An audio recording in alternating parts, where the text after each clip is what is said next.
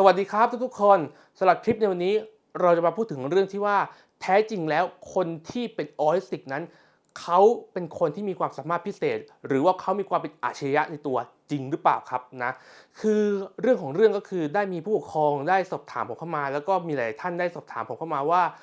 คนที่เป็นออทิสติกเนี่ยน่าจะเป็นคนที่เป็นอัจฉริยะหรือว่ามีความสามารถพิเศษหรือเปล่าเพราะว่าตามข้อมูลจากสื่อหรือว่าจากหลายๆที่ที่เรารับรู้กันเนี่ย คนที่เป็นกลุ่มนี้เขาก็จะมีความสามารถพิเศษในหลายๆเรื่องเนาะอย่างนี้เท่ากับว่าคนที่เป็นออทิสติกแปลว่าเขาต้องมีความสามารถพิเศษจริงไหมอะไรแบบนี้มันก็จะเกิดคำถามเกิดขึ้นว่าเป็นแบบนี้จริงหรือเปล่าเนาะแล้วก็ผมมองว่าคือบางคนเนี่ยเขาก็มองว่าเหมือนกับว่าธรรมชาติไม่เคยลำเอียงในเมื่อคนที่เป็นออทิสติกจะมีข้อบกพร่องบางเรื่องเพราะฉะนั้นบางเรื่องเขาก็ต้องได้รับเรียกว่าพรสวรรค์กลับคืนกลับมาเหมือนกัน ก็เลยหลายๆคนเนี่ยก็เลยมองว่าไอ้พรสวรรค์ที่ออทิสติกได้เนี่ยก็คือมันอยู่ในรูปแบบของความสามารถพิเศษหรือว่าความเป็นอัจฉริยะในตัวเพราะฉะนั้นเนี่ยหลายๆคนเนี่ยที่มีลูกเป็นออทิสติกเขาก็พยายามที่จะหาพรสวรรค์หรือว่าหาความสามารถพิเศษหรือหาความอัจฉริยะในตัวให้กับลูกของเขาโดยที่สุดท้ายเนี่ยเราก็อาจจะได้เห็นบางอย่างเนี่ยมันมาสนับสนุนเรื่องของแนวคิดนี้อย่างเช่นข้อมูลจากสื่อ ก็ได้มาสนับสนุนว่าสื่อก็พยายามที่จะบอกว่าคนที่เป็นออทิสติกหลายๆคนก็เป็นคนที่มีความสามารถพิเศษอย่างเช่นคนที่เป็นออทิสติกหลายๆคนก็อาจจะเก่งระดับที่เป็นอัจฉริยะไปเลยอย่างยกตัวอย่างอย่างเช่นอีลอนมัสก์บิลเกตส์หรือว่าคนที่คาดว่าอาจจะเป็นออทิสติกอย่างอัลเบิร์ตไอน์สไตน์รวมไปถึงตัวละครต่างๆในสื่อเช่นตัวละครในซีรีส์อย่างเช่นทนายอูยองอูหรือว่าตัวละครในซีรีส์ของ Good Doctor นะครับก็ ล้วนแล้วแต่มีความสามารถพิเศษในหลายๆด้านด้วยกันเนาะในแต่ละซีรีส์ก็จะมีความสามารถพิเศษไม่เหมือนกันแต่ทั้งนี้ทั้งนั้นเนี่ยจากทั้งตัวละครและจากผู้คนในชีวิตจริงที่ผมได้ยกตัวอย่างมานี้ก็จะเห็นได้ว่าพวกเขามีความสามารถหลายๆเรื่องที่เขามีความสามารถพิเศษหรือว่ามีความสามารถในลักษณะที่มีความเก่งแบบโอ้โฮเก่งมากอะไรแบบนี้เนาะคำถามคือถ้าอย่างงั้นแล้วถ้าคนที่เป็นออทิสติกแปลว่าคนคนนั้นจะต้องเป็นอัจฉริยะจริงหรือเปล่า มันจึงนำมาสู่คำถามนี้ครับและนำมาสู่คลิปนี้ว่ามันเป็นแบบนั้นจริงๆหรือเปล่าซึ่งเดี๋ยวเราจะมาวิเคราะห์ไปด้วยกันพร้อมๆกันครับแต่ทั้งนี้ต้องบอกก่อนนะครับว่าคลิปนี้ก็อาจจะมีความเห็นส่วนตัวของผมเข้าไปผสมด้วยครับก่อนที่เราจะไปเข้าเรื่องวิเคราะห์เต็มๆผมอยากจะให้ทุกคนเนี่ยเข้าใจรากศัพท์ของคำว่าออทิสติกกันก่อนเนาะเราจะได้เข้าใจว่าลักษณะของภาวะออทิสติกคืออะไร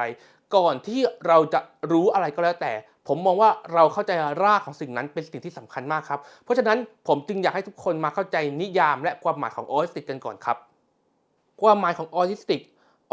หรือว่าภาวะออทิซึมในปัจจุบันนั้นหรือที่เราเรียกว่า Autism Spectrum Disorder หรือ ASD นั้นมีรากศัพท์มาจากภาษากรีกคือคำว่า auto ซึ่งแปลว่า self ซึ่งหมายถึงว่าคนกลุ่มนี้นั้นมีการแยกตัวอยู่ตามลำพังในโลกของตัวเองเปรียบเสมือนกับว่ามีกำแพงใสหรือว่ามีกระจกเงามากั้นบุคคลเหล่านี้ออกจากสังคมรอบข้าง ออทิสติกนั้นตามเกณฑ์ปัจจุบันที่จิตแพทย์ใช้ในการวินิจฉัยนั้นเราจะเรียกว่าเกณฑ์จากคู่มือวินิจฉัยโรคทางจิตเวช DSM-5 หรือ DSM-5 ซึ่งระบุว่าออทิสติกนั้นจะมีระดับความรุนแรงออกเป็นทั้งหมด3ระดับด้วยกัน 1. กลุ่มออทิสติกระดับอาการเล็กน้อยหรือที่เราเรียกว่า mild autism กลุ่มอาการนี้นั้นหลายๆคนอาจจะมองข้ามไปเพราะว่ามีความผิดปกติที่ไม่ชัดเจนดูก้ากึ่งกับคนทั่วไปในบางครั้งคนทั่วไปอาจจะมองไม่ออกและไม่เชื่อว่าเป็นออทิสติกด้วยซ้ำเพราะอาการเห็นไม่ชัดเจนดูแล้วทำงานได้เรียนหนังสือได้เพียงแค่อาจจะติดขัดในเรื่องของการสื่อสารความไม่ยืดหยุ่นและทักษะสังคมซึ่งคนทั่วไปนั้นก็อาจจะเข้าใจว่าเป็นที่นิสัยของเขามากกว่าและตัดสินว่าคนกลุ่มนี้เป็นคนที่นิสัยไม่ดีได้ กลุ่มที่2กลุ่มออทิสติกระดับอาการปานกลางหรือ moderate autism กลุ่มอาการนี้นั้นภาพรวมจะเห็นได้ชัดเจนและรุนแรงกว่ากลุ่มแรกแต่ว่ายังสามารถใช้ชีวิตได้ตามปกติสามารถเรียนหนังสือได้แต่ว่าอาจจะต้องเป็นการเรียนร่วมหรือว่าอาจจะต้องได้รับการช่วยเหลือในการเรียนหนังสือเพิ่มเติมสามารถเรียนจนกระทั่งจบปริญญาตรีได้หากว่าเขาได้รับการช่วยเหลือโดยการที่จะบอกแนวข้อสอบหรือว่าใช้ข้อสอบพิเศษช่วยเหลือก็สามารถที่จะเรียนจบปริญญาตรีได้ในทางทฤษฎี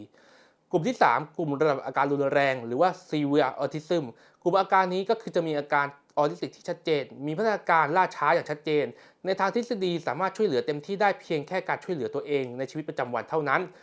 เพราะว่าคนกลุ่มนี้นั้นมีความล่าช้าในหลายเรื่องรวมทั้งอาจจะมีภาวะทางบกพร่องสติปัญญาร่วมด้วยส่วนใหญ่จะต้องมีผู้ดูแลอยู่ตลอดมีพฤติกรรมทำอะไรซ้ำๆอย่างรุนแรงหรือว่าอาจจะมีปัญหาด้านการสื่อสารอย่างชัดเจนทั้งนี้ ในแต่ละประเภทของออทิสติกนั้นก็จะมีระดับความรุนแรงที่แตกต่างกันออกไปเช่นกลุ่มออทิสติกระดับอาการเล็กน้อยนั้นในแต่ละคนก็จะมีภาวะของออทิสติกที่ไม่เท่ากันถึงแม้ว่าจะเป็นกลุ่มออทิสติกระดับอาการเล็กน้อยเหมือนกันก็ตามอาการความผิดปกติของกลุ่มออทิสติกนั้นเราจะแบ่งออกเป็นง่ายๆทั้งหมด3ด้านด้วยกัน1ด้านพฤติกรรมด้านพฤติกรรมนั้นจะมีพฤติกรรมที่ไม่ยืดหยุ่นทำอะไรซ้ำๆยึดติดหรือสนใจอะไรอยู่แค่บางอย่างฝืนใจหรือขัดใจไม่ค่อยได้ถ้าชอบอะไรก็จะหมกมุ่นแต่เรื่องนั้นดูเป็นคนใช้ตัวเองเป็นจุดศูนย์กลางในบางด้านคุยแต่เรื่องที่ตัวเองสนใจมีวิธีคิดแบบเดียวกับหุ่นยนต์คือจะมองโลกเป็นขาวดำถูกผิดชอบคิดเข้าใจทำอะไรเป็นคำสั่งมองทุกอย่างเป็นความเป็นจริงเป๊ะๆหรือว่ามองทุกอย่างเป็นแฟกต์เป็นต้น2ปัญหาด้านการสื่อสารทางสังคมสำหรับในด้านนี้นั้นอาจจะมีความผิดปกติในด้านการสื่อสารเช่นไม่สบตาพูดได้ล่าช้ากว่าวัยหรือว่า delay speed พูดตอบโต้โดยไม่รู้ความหมายหรือว่า echolalious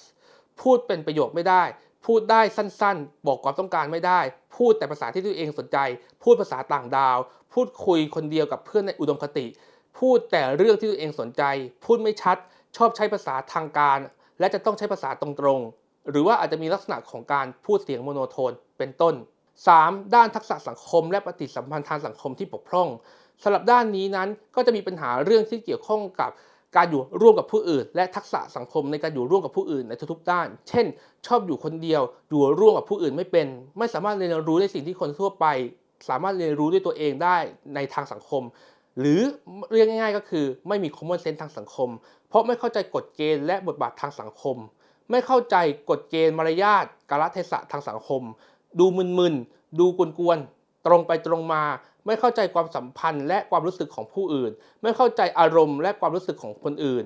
บกพร่องในเรื่องของการเห็นอกเห็นใจคนอื่นไม่เข้าใจสีหน้าแววตาอารมณ์ของผู้อื่นและตัวเองอาจจะไม่แสดงสีหน้าแววตาหน้านิ่งๆเข้าใจอะไรแต่ตรงๆสวมบทบาทสมมุติไม่เป็นต้นดังนั้นจึงสรุปได้ว่าออทิสติกในแต่ละคนนั้นจะเป็นลักษณะของออทิสติก ถึงแม้ว่าออทิสติกนั้นจะถูกแพทย์วินิจฉัยว่าเป็นออทิสติกเพราะเข้าเกณฑ์ออทิสติกเหมือนกันก็ตามแต่ออทิสติกแต่ละคนนั้นก็จะแตกต่างกันออกไปในลักษณะ100 คน100 แบบจึงไม่สามารถเปรียบเทียบกันได้และออทิสติกนั้นในทางการแพทย์ปัจจุบันก็ยังไม่สามารถรักษาจนหายขาดได้แต่สามารถดีขึ้นจนใกล้เคียงคนทั่วไปได้แต่ก็ขึ้นอยู่กับระดับอาการความรุนแรงของออทิสติกด้วยทั้งนี้ออทิสติกบางคนอาจจะมีปัญหาเรื่องอื่นๆร่วมด้วยเช่นมีปัญหาเรื่องของพฤติกรรมและอารมณ์มีปัญหาด้านประสาทสัมผัสหรือที่เราเรียกว่า sensory processing disorder เป็นต้นครับทีนี้มาสู่คำถามสำคัญครับก็คือคำถามที่ว่าทำไมคนถึงมองว่าออทิสติกเป็นอาชญะหรือว่ามีความสามารถพิเศษในตัวอันเนี้ยผมก็ต้องพูดตรงๆครับว่าผมไม่ทราบผมก็ไม่รู้เหมือนกันแต่จากการที่ผมได้เอาข้อมูลมาวิเคราะห์อย่างเบื้องต้นแล้วก็ได้ทำการที่จะเรียบเรียงด้วยตัวเองเนี่ยผมพบว่าบางทีเนี่ยมันอาจจะเป็นเรื่องราวที่ว่ามันมาจากสื่อครับนะเพราะสื่อเนี่ยพยายามที่จะนำเสนอคนที่เป็นออทิสติกในแบบที่เขาต้องการซึ่งสื่อพยายามที่จะนำเสนอออทิสติกในลักษณะที่ออทิสติกเนี่ยอาจจะมีความบกพร่องในบางเรื่องแต่ว่าเขาก็มีความสามารถพิเศษในบางเรื่องเช่นเดียวกันสื่อก็พยายามจะยกตัวอย่างออทิสติกที่ประสบความสำเร็จหลายๆคนที่มีความสามารถพิเศษออกมาให้พวกเราเห็นเพราะฉะนั้นอำนาจของสื่อจึงมีความสำคัญมากครับผมไม่ได้บอกว่าดีหรือว่าไม่ดีแต่ว่าการที่สื่อยกตัวอย่างแบบนี้ก็ทำให้คนเนี่ยเข้าใจในแบบที่สื่อต้องการประเด็นเลยคือมันเป็นอย่างนี้ครับประเด็นที่สำคัญเลยก็คือ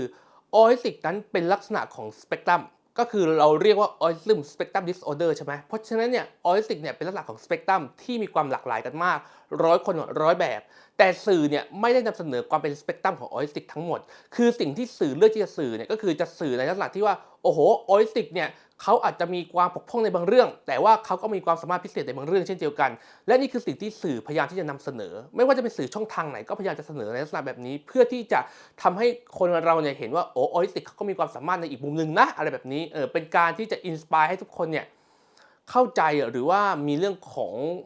การสร้างแรงบันดาลใจให้ทุกคนแบบรู้สึกถึงการอยู่ร่วมกันได้อะไรแบบนี้แต่ในความเป็นจริงเนี่ยก็คือสื่อเนี่ยไม่ได้อธิบายถึงความเป็นสเปกตรัมของออทิสติกให้มากพอสื่อเลือกที่จะเลือกที่จะนำเสนอมุมมองเพียงแค่มุมมองเดียวเพราะฉะนั้นเนี่ยมันเป็นการย้อนกลับมาครับว่าบางทีเนี่ยสุดท้ายเนี่ยมันเป็นเรื่องราวของที่ว่าออทิสติกก็มีความหลากหลายออทิสติกทุกคนอาจจะไม่ได้มีความสามารถพิเศษแบบนั้นออทิสติกกลุ่มที่มีความสามารถพิเศษเราจะเรียกว่ากลุ่มออทิสติกซาวองหรือว่าซาวองออทิซึมซึ่งภาวะซาวองเนี่ยเกิดขึ้นได้กับทุกกลุ่มไหนก็ตามที่มีความสามารถพิเศษ อาจจะเป็นกลุ่มสาวกได้นะครับก็คือใครก็ตามที่มีความสามารถพิเศษเราจะจัดให้อยู่ในกลุ่มสาวกนะทีนี้ประเด็นก็คือสื่อเนี่ยไม่ได้อธิบายในลักษณะที่ว่าออทิสติกมันจะมีความเป็นสาวกในตัวในบางคนที่เป็นสเปกตรัมเนี้ยมันจะมีบางคนที่เป็นสาวกแต่ว่าสื่อเลือกที่จะพูดภาพรวมกวาดไปเลยว่าออทิสติกคือคนที่มีความสามารถในบางเรื่องก็คือสื่อเลือกที่จะกวาดไปเลยว่าออทิสติกเท่ากับเด็กที่มีความสามารถคือเด็กที่มีความผิดปกติบางเรื่องนะครับมีข้อบกพร่องบางเรื่องทางพัฒนาการแต่เขาก็มีความสามารถในบางเรื่องนี่คือสิ่งที่สื่อพยายามจะอธิบายครับนะคือสื่อไม่เคลียร์ตรงนี้ว่าแบบมันมีความเป็นซาวองในตัวซึ่งซาวองเนี่ยมันเกิดขึ้นกับบางคนที่เขามีสเปกตรัมแบบนี้ในบางคนเขาจะมีความเป็นซาวองในตัวแต่ไม่ใช่ออทิสติกทุกคนจะมีความเป็นซาวองครับแต่ทั้งนี้ทั้งนั้นผมก็ต้องบอกว่าผมเข้าใจสิ่งที่สื่อเขาจะทำนะครับก็คือผมเข้าใจเจตนาที่สื่อเขาต้องการเพราะว่าสื่อเนี่ยเขาต้องการที่จะทำให้เกิดแรงบันดาลใจให้ทุกคนเนี่ยเข้าใจว่าออทิสติกถึงแม้จะมีความบกพร่องในบางเรื่องแต่ว่าเขาก็มีความสามารถในบางเรื่องเช่นเดียวกันเขาก็เหมือนกับพวกเราทุกคนที่ว่าเป็นมนุษย์เหมือนกันที่เขาก็ต้องการได้รับการยอมรับจากสังคมหรือว่าจากเพื่อนหรือว่าจากครอบครัวหรือว่าจากใครก็แล้วแต่เหมือนกันเพราะฉะนั้นเนี่ยเราเพียงแค่มองความแตกต่างของออทิสติกว่าโอเคออทิสติกอาจจะเป็นคนที่มีความแตกต่างแต่เขาก็มีบางอย่างทดแทนกลับมาอะไรแบบนี้ผมก็เข้าใจเจตนาของสื่อครับว่าสื่อมีเจตนาที่ดีที่จะต้องการที่จะทำให้ทุกคนเนี่ยเข้าใจความแตกต่างมากขึ้นแล้วก็มองเห็นหนทางในการอยู่ร่วมกันมากขึ้นอันนี้คือสิ่งที่สื่อพยายามจะทำครับนะแต่ว่าอย่างที่ผมบอกไปว่าจริงๆเนี่ยสื่อก็อาจจะพูดแค่มุมเดียวก็คือมุมที่ว่าใช้วิธีที่ว่าอินสปายด้วยการออทิสติกมีความสามารถพิเศษโอเคแตกต่างไม่เป็นไรแต่เขาก็มีความสามารถในบางเรื่องก็คือแบบเด็กพิเศษใช่ไหมก็แปลว่าเขามีความสามารถพิเศษไงอะไรแบบนี้ก็คืออินสปายด้วยวิธีแบบนี้ด้วยคำพูดแบบนี้ก็คือมันเหมือนกับการรวบรัดหรือว่าย่อเกินไปหน่อยโดยที่ไม่อธิบายให้ครอบคลุมว่าออทิสติกมีความเป็นสเปกตรัมที่แต่ละคนนั้นไม่เหมือนกันเพราะฉะนั้นอันนี้เป็นสิ่งหนึ่งที่ผมมองว่าสื่ออาจจะพูดน้อยไปนิดนึงนะเพราะฉะนั้นเนี่ยเราเลยมาทำคลิปนี้ให้เข้าใจกันครับว่าสุดท้ายเนี่ยทำไมคนถึงมองว่าออทิสติกมีความสามารถพิเศษบางคนทำไมถึงมองแบบนั้นเหตุผลส่วนหนึ่งผมมองว่าเป็นอิทธิพลของสื่อครับทีนี้มาถึงคำถามสำคัญครับว่าคำถามที่ว่าแล้วออทิสติกแปลว่าเป็นคนที่มีความสามารถพิเศษหรือว่ามีความเป็นอัจฉริยะจริงไหมคำตอบก็คือไม่จริงเสมอไปครับและเป็นเพียงแค่ลักษณะที่คนคิดรวบยอดโดยที่มองผลลัพธ์เป็นหลักมากกว่าครับนะเพราะอันที่จริงแล้วลักษณะของออทิสติกนั้นเป็นเพียงแค่ปัจจัยหนึ่งที่ส่งเสริมให้เขาอาจจะมีความสามารถพิเศษเพิ่มขึ้นได้แค่นั้นเองครับนะเป็นปัจจัยเสริมแค่นั้นเองนะแต่ว่าต้นทุนเนี่ยมันขึ้นอยู่กับแต่ละคนมากกว่านะเพราะฉะนั้นเนี่ยออทิสติกแต่ละคนเนี่ยก็มีสเปกตรัมไม่เหมือนกันคนที่มีสเปกตรัมที่เป็นลักษณะของความสามารถพิเศษแล้วก็มีความเป็นซาวงในตัวก็แปลว่าภาวะออทิซึมนั้นนะมันส่งเสริมให้เขามีความสามารถพิเศษในตัวเท่านั้นเองแต่ว่าไม่ได้หมายความว่าเพราะเขาเป็นออทิสติกเขาจึงมีความสามารถพิเศษไม่ใช่แบบนั้นซะทีเดียวครับนะผมอธิบายแบบนี้แล้วกันนะคืออย่างนี้ครับออทิสติกเนี่ยในทางต่างประเทศเขาจะมีคำศัพท์อีกคำหนึ่งก็คือคำว่า high functioning autism และ low functioning autism high functioning autism คือออทิสติกที่มีความสามารถสูงออทิสติกกลุ่มนี้คือออทิสติกที่สามารถที่จะสื่อสารได้สามารถจะเรียนรู้เรื่องต่างๆได้ดีนะครับแล้วก็สามารถที่จะดูแลตัวเองช่วยเหลือตัวเองดำรงชีวิตได้หมดเลยเพียงแค่ว่าเขาอาจจะขาดทักษะสังคมแล้วก็ไม่ยืดหยุ่นบ้างนิดๆหน่อยๆแต่ว่าหลักๆเนี่ยเขาสามารถเรียนหนังสือได้ทำงานได้อะไรตามปกตินะครับอันนี้คือกลุ่มคนที่ฟังก์ชันดีนะซึ่งมันสัมพันธ์กับ IQ เพราะว่าส่วนใหญ่คนที่ฟังก์ชันดีเนี่ยจะเป็นคนที่ IQ ปกติถึง IQ สูง IQ ก็คือค่าระดับทางสติปัญญานะครับก็คือเขามีระดับสติปัญญาที่ปกติถึงสูงนั่นเองส่วนคนที่เป็น low functioning autism เนี่ยก็คือเป็นคนที่อาจจะต้องรับการช่วยเหลือมากหน่อยก็แล้วแต่ว่าจะ low functioning ระดับไหนถ้า low มากๆเลยก็ต้องได้รับการช่วยเหลือมากอะไรแบบนี้ครับเพราะว่าเขาอาจจะใช้ชีวิตประจำวันไม่ได้อะไรแบบนี้อาจจะต้องได้รับการดูแลช่วยเหลือมากทีนี้ประเด็นเลยก็คือคนที่มีลักษณะความสามารถพิเศษต่างๆเนี่ยส่วนใหญ่ที่ยกตัวอย่างมาเนี่ยไม่ว่าจะเป็นใครก็แล้วแต่ที่ผมพูดในต้นคลิปเนี่ยส่วนใหญ่จะเป็นกลุ่ม high functioning autism นะครับมันสัมพันธ์กันเพราะว่าด้วยความที่ว่าคนที่เป็นความสามารถพิเศษเนี่ยที่เราเรียกว่าซาวองเนี่ยอันที่จริงแล้วเนี่ยไม่จำเป็นต้อง high functioning อย่างเดียวนะครับไม่จำเป็นต้องเป็นกลุ่ม high อย่างเดียวอาจจะเป็นกลุ่ม low ก็ได้แต่ส่วนมากมักจะเกิดในกลุ่ม high มากกว่าถามว่าทำไมเพราะความสามารถพิเศษนั้นมันมีลักษณะที่มีความสัมพันธ์กันกั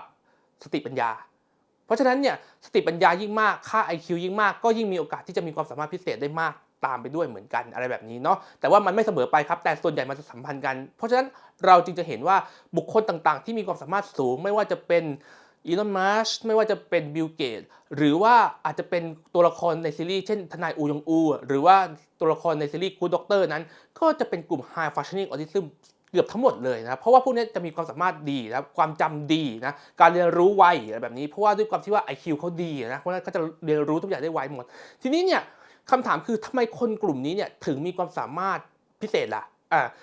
คำตอบก็คือเพราะเขาทำสิ่งนั้นซ้ำๆเนื่องจากว่าเขาหมกมุ่นนั่นเองอธิบายแบบนี้ครับนะคนที่มีความสามารถพิเศษเนี่ยมันก็คือส่วนใหญ่เนี่ยคนที่มีความเก่งเอาอย่างนี้ดีกว่าไม่เอาสามารถพิเศษคนที่มีความเก่งคือคนที่ IQ ดีเนาะส่วนหนึ่ง IQ จะดีไม่จำเป็นเสมอไปนะครับว่าต้องเป็นสมการนี้แต่ว่าส่วนมากคนที่ IQ ดีก็จะมีความสามารถที่ดีตามไปด้วยจะเป็นอย่างนั้นนะทีนี้เนี่ยคนทั่วไปเนี่ยก็แน่นอนครับว่าไม่ใช่ทุกคนจะ IQ ดีนะคนทั่วไปก็มีแต่ IQ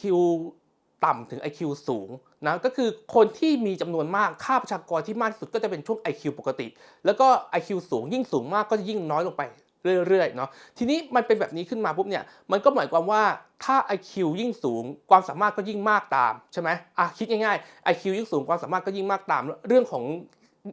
IQ เป็นเหมือนกับค่า CPU ของคอมพิวเตอร์ที่ยิ่งเร็วยิ่งคิดอะไรได้มากขึ้นได้ยิ่งคิดอะไรได้เร็วมากขึ้นเนาะมันก็ยิ่งมากขึ้นตามเท่านั้นแต่ว่าทั้งนี้ทั้งนั้นเนี่ยมันก็เป็นแค่ความสามารถทางสมองนะที่มีความเร็วมากขึ้นนะที่สามารถคิดต่างๆได้มากขึ้นสามารถเรียนรู้ได้มากขึ้นแต่สิ่งหนึ่งที่เป็นปัจจัยหนึ่งที่ทำให้ออทิสติกเนี่ยเขาออทิสติกที่มี IQ สูงนะเขามีความสามารถมากขึ้นตามไปด้วยนั่นก็คือเขามีความหมกมุ่นมาจากความไม่ยืดหยุ่นครับนะหมายความว่าอย่างไรหมายความว่าคนกลุ่มนี้จะมีปัจจัยหนึ่งตามที่เราได้พูดไปก่อนหน้านี้ว่าเขาจะมีลักษณะของข้อบกพร่องอย่างหนึ่งนะก็คือเรื่องของพฤติกรรมที่ไม่ยืดหยุ่นเพราะฉะนั้นสิ่งหนึ่งก็คือเขาก็จะมีลักษณะของการหมกมุ่นแต่ในเรื่องที่เขาชอบแล้วก็จะวนอยู่อย่างนั้นนะทำอยู่แต่อย่างนั้นเรื่อยๆอะไรแบบนี้ใช่ไหมเช่นชอบเรื่องแผนที่ก็จะดูแผนที่ทั้งวันชอบเรื่องเกี่ยวกับดาราศาสตร์ก็จะเอาแต่ศึกษาเรื่องดาราศาสตร์ตลอดเวลาทั้งวันอะไรแบบนี้เนาะชอบเรื่องเกี่ยวกับ IT เทคโนโลยีเรื่องนี้ก็จะหมกมุ่นแต่เรื่องนี้มันก็เลยทำให้เขามีความเก่งในตัวเพราะเป็นเรื่องธรรมชาติครับว่าคนที่หมกมุ่นหรือว่าคนที่ทำอะไรซ้ำๆเนี่ยในเรื่องนั้นน่ะก็จะยิ่งมีความสามารถมากขึ้นใช่ไหมยิ่งทำเรื่องนี้ซ้ำก็จะยิ่งเก่งและชำนาญในด้านนั้นมากขึ้นอันนี้คือเรื่องธรรมดาเพราะฉะนั้นออทิสติกที่มีความสามารถเนี่ยจึงมีแขนหรือว่ามีปัจจัยทั้งหมด2ด้านกันด้านหนึ่งก็คือเขามี IQ ที่สูงอยู่แล้วเขาก็เลยสามารถเรียนรู้เรื่องต่างๆได้ไวได้เร็วอีกด้านหนึ่งก็คือเขาหมกมุ่นทำแต่เรื่องนั้นซ้ำๆอย่างเดียวเขาก็เลยมีความสามารถในเรื่องนั้นซ้ำๆไปเนาะก็คือมันก็เหมือนกับว่าเขามี2องค์ประกอบด้วยกันนะเพราะฉะนั้นเนี่ยมันจึงมาถึงบทสรุปครับว่าออทิสติกไม่ใช่ตัวที่จะบ่งบอกได้ว่าเป็นอัจฉริยะหรือว่ามีความสามารถพิเศษอะไรแบบนั้นได้นะไม่ได้ขนาดนั้นนะครับว่าสุดท้ายเนี่ยความสามารถพิเศษเนี่ยมันขึ้นอยู่กับอะไรว่าองค์ประกอบส่วนหนึ่งคือขึ้นอยู่กับ IQ ด้วยแต่ออทิสติกเนี่ยเป็นปัจจัยเสริมที่ช่วยทำให้เขาเนี่ยมีความไม่ยืดหยุ่นหรือว่ามีความหมกมุ่นในเรื่องนั้นทำให้เขาเนี่ยมีความสามารถในด้านนั้นเพิ่มมากขึ้นเท่านั้นเองครับนะอธิบายให้เข้าใจง่ายๆแบบนี้แล้วกันนะไม่รู้จะเข้าใจหรือเปล่า ไม่รู้ว่าจะเข้าใจง่ายขึ้นหรือเปล่าแต่ว่าผมพยายามจะอธิบายให้เข้าใจง่ายแล้วนะครับว่าโอเคสุดท้ายบทสรุปมันจึงเป็นอย่างนี้ว่าออทิสติกเนี่ยไม่ใช่ลักษณะของออทิสติกเนี่ยภาพรวมเนี่ยมีตั้งแต่มีความสามารถและต้องได้รับการช่วยเหลือเยอะมันเป็นสเปกตรัมที่แตกต่างกันออกไปแต่ว่ากลุ่มคนที่มีความสามารถที่เราเรียกว่าสาวกออทิซึมเนี่ยนั่นเป็นเพราะว่าส่วนหนึ่งคือเขามีการเรียนรู้ที่ดีและอีกส่วนหนึ่งก็คือเขามีความหมกมุ่นวนซ้ำๆแต่ในเรื่องนั้นที่เขาชอบ practice ทำซ้ำๆแต่ในเรื่องนั้นที่เขาชอบมันก็เลยเป็นความสามารถไปในตัวเพราะว่าด้วยความที่ว่าเขาก็วนซ้ำอยู่นั้นนะเขาก็จะเก่งในด้านนั้นไปในตัวแต่ก็จะเก่งแค่ด้านนั้นด้านเดียวนะครับก็จะเป็นลักษณะแบบนั้นไปอะไรแบบนี้เนาะก็ไม่ได้บอกว่าแบบไหนดีหรือไม่ดีเนาะแต่ว่าอธิบายให้เข้าใจให้ฟังกันว่าสุดท้ายเนี่ยออทิสติกไม่จึงไม่ใช่บัญญัติยางที่บอกว่าออทิสติกแปลว่าเป็นอัจฉริยะจึงไม่ใช่แบบนั้นครับ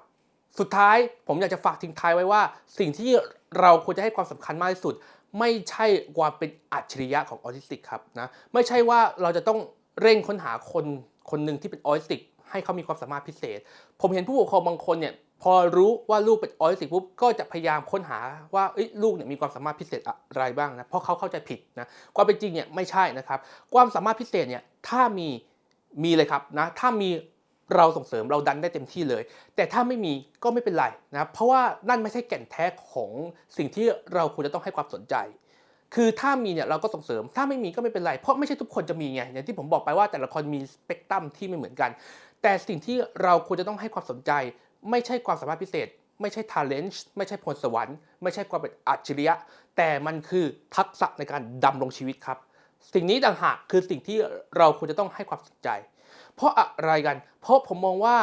ทักษะในการดำรงชีวิตเนี่ยมันมีผลหรือมันส่งผลต่อการใช้ชีวิตของเขาในชีวิตจริงเมื่อเขาโตขึ้นมากนะครับหรือว่าในตอนเด็กก็ได้ก็มีผลในการใช้ชีวิตแล้วยิ่งโตยิ่งมีผลในการใช้ชีวิตมากเพราะฉะนั้นสิ่งนี้คือสิ่งที่เราต้องให้ความสำคัญครับทักษะในการดำรงชีวิตไม่ว่าจะเป็นเรื่องของทักษะการควบคุมอารมณ์ด้วยตัวเองนะทักษะการควบคุมตัวเองทักษะการสื่อสารทักษะความยืดหยุ่นทักษะสังคมอะไรพวกนี้สำคัญมากครับสำคัญต่อการดำรงชีวิตมากสำคัญกว่าความสามารถพิเศษผมพูดตรงๆเลยสำคัญมากกว่าความสามารถพิเศษหรือว่าความเป็นอัจฉริยะนะครับสำคัญมากนะครับคือสุดท้ายเนี่ยอีกสิ่งหนึ่งที่เรามองข้ามไม่ได้นะครับก็คือเรื่องของ self esteem กับเรื่องของความสุขนะครับนะคือนอกจากทักษะในเรื่องของ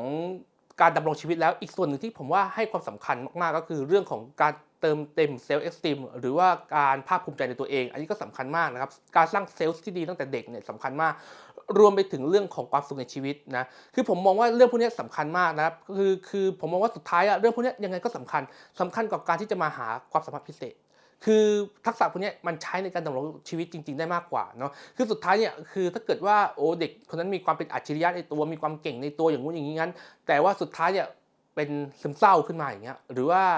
low self ขึ้นมาอย่างเงี้ยไม่มีความภาคภูมิใจในตัวเองอะไรแบบเนี้ยผมมองว่ามันก็ไม่ค่อยจะดีเท่าไหร่เนาะมันก็อาจจะเป็นอะไรที่แบบมันก็เหมือนกับว่าดูดูแค่ภายนอกดูดีแต่ว่าภายในจิตใจลึกๆเขายังมีปัญหาบางอย่างอยู่ซึ่งเราคงไม่อยากให้เขาเป็นอย่างนั้นเนาะเราอยากจะให้เขาเป็นต้นไม้ที่แข็งแกร่งนะเมื่อยามต้องเผชิญพายุอันยิ่งใหญ่เขาก็ต้องเป็นต้นไม้ที่แข็งแกร่งที่มีรากที่แข็งแกร่งพอใช่ไหมเราอยากให้เขาเป็นแบบนั้นเพราะฉะนั้นผมจึงมองว่าอย่างไรก็แล้วแต่เนี่ยการที่เขามีทักษะดำรงชีวิตและมีเรื่องของmindset ที่ดีมีทัศนคติที่ดีรวมไปถึงมีเรื่องของ self esteem ที่ดีผมมองว่าเรื่องพวกนี้สำคัญกว่าครับนะเพราะสุดท้ายแล้วมันคงไม่ใช่เรื่องที่ดีแน่ๆหากว่าเขามีความสามารถพิเศษเป็นอัจฉริยะระดับโลกแต่ว่าทักษะในการสื่อสารทักษะสังคมในการอยู่ร่วมกับผู้อื่นและทักษะในการดำรงชีวิตของเขานั้นไม่มีเลยเขาคงจะเป็นทุกข์เป็นอย่างมากครับนะเก่งมากแต่ว่าไม่สามารถสื่อสารกับใครได้เลยไม่สามารถพูดคุยกับใครได้ไม่สามารถอยู่ร่วมกับใครได้ผมมองว่าเป็นแบบนั้นทุกข์เปล่าๆครับนะเพราะฉะนั้นสิ่งที่เราต้องให้ความสำคัญมากที่สุดจึงย้อนกลับมาเรื่องของทักษะในการดำรงชีวิตครับนี่คือแนวคิดดีๆจากพี่สุรเชษฐ์หวังว่าคลิปนี้จะมีประโยชน์กับทุกท่านนะครับขอบคุณครับ